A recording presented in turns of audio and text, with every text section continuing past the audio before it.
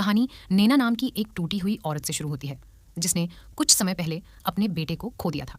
वह पहले एक डॉक्टर थी, लेकिन जब से उसका बेटा गुजरा, उसने लोगों का इलाज करना बिल्कुल बंद कर दिया। अंदर ही अंदर नैना पूरी तरह से टूट चुकी थी। वह सिर्फ अपने बेटे के बारे में सोचती थी, और जहां हर सुबह लोग एक नया दिन शुरू करने की कोशिश करते हैं, वहीं नैना ने अपने बच्चे को खोने के बाद कभी नई शुरुआत करने की कोशिश भी नहीं की।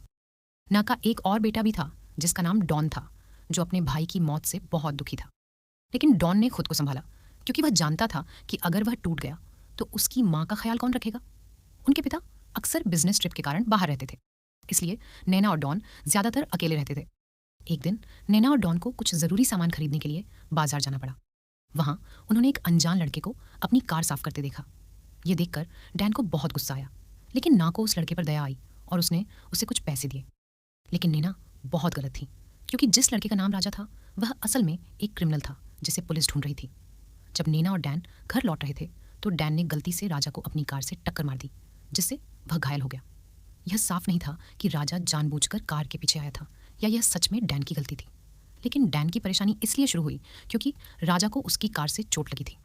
जब नाह ने राजा से उसके घर के बारे में पूछा, तो उसने बताया कि उसके पास कोई नहीं है और वह बिल्कुल अकेला रहता है।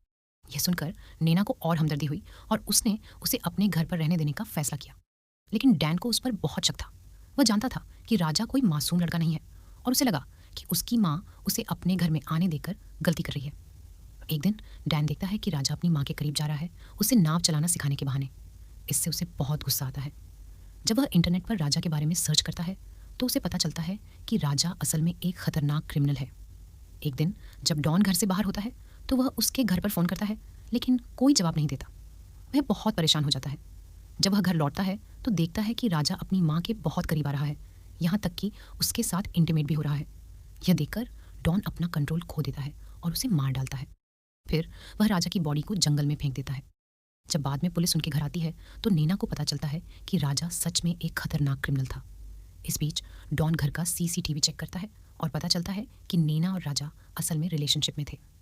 नाह के पति ने उसे कभी टाइम नहीं दिया, इसीलिए उसने एक बहुत छोटे लड़के के साथ करीबी रिश्ता बना लिया था।